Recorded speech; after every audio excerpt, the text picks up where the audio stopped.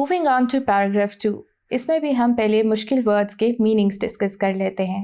तो first word है equitable. Equitable का मीनिंग है फेयर, जस्ट या मुनसिफाना. मुनसिफाना यानी इंसाफ पसंदी. ट्रेडर का मतलब है डीलर, डीलर मतलब ताजर. अरोज का मतलब है to come into existence and its past form of arise. इसका मतलब होता है वजूद में आना. कॉन्फ्लिक्ट का मतलब है आर्ग्यूमेंट या डिसएग्रीमेंट, उर्दू में से कहेंगे तनाज़ा. डिस्प्यूट का भी मतलब सेम होता है which means argument, disagreement यानी इख्तलाफात. Now moving on to the explanation of second paragraph. Second paragraph हमें ये बताता है कि prophet Muhammad peace be upon him नबूवत से पहले भी अपनी जस्टिस के लिए वाइडली नोन थे. एंड जो एग्जाम्पल्स उन्होंने जस्टिस की सेट की, he was this firm in his justice implementation, no one till date could do that.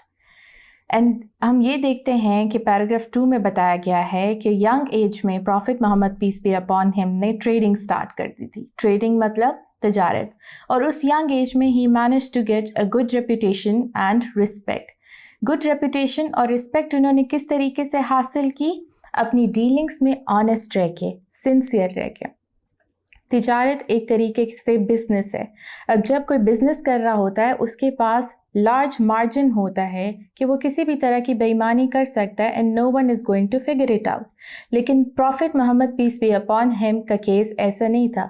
He knew that no one is going to figure it out. कोई नहीं देख रहा है. At the same time he knew Allah is watching him. Allah देख रहा है. And then there is an incident in the same paragraph कि एक कॉन्फ्लिक्ट हो गया था ब्लैक स्टोन को लेके. ब्लैक स्टोन मतलब हजरा अस्वद. एंड दो पार्टीज में जब कॉन्फ्लिक्ट हुआ, prophet Muhammad peace be upon him mediator का रोल कर रहे थे, यानी सुलह सफाई करा रहे थे, सिचुएशन को हार्मोनाइज कर रहे थे.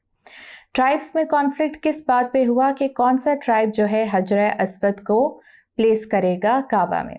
अब क्या हुआ कि prophet Muhammad peace be upon him ने सुलह सफाई कराई बायस हुए बगैर, किसी एक को फेवर किए बगैर, पार्शल हुए बगैर, यानी कि किसी एक की साइड लिए बगैर वो कॉन्फ्लिक्ट ख़त्म हो गया. अगर हम आजकल में देखें, आजकल के दौर में क्या होता है कि दो पार्टीज़ लड़ रही होती हैं तो लोग किस तरीके से उसको बात को ख़त्म करते हैं कि किसी एक की साइड ले लेते हैं जो भारी साइड होती है, या कोई जानने वाला होता है या कोई रिच होता है तो उसके हक़ में फ़ैसला कर दिया जाता है. Prophet Muhammad peace be upon him अपनी जजमेंट्स और डिसीजन मेकिंग इस चीज़ पर नहीं करते थे.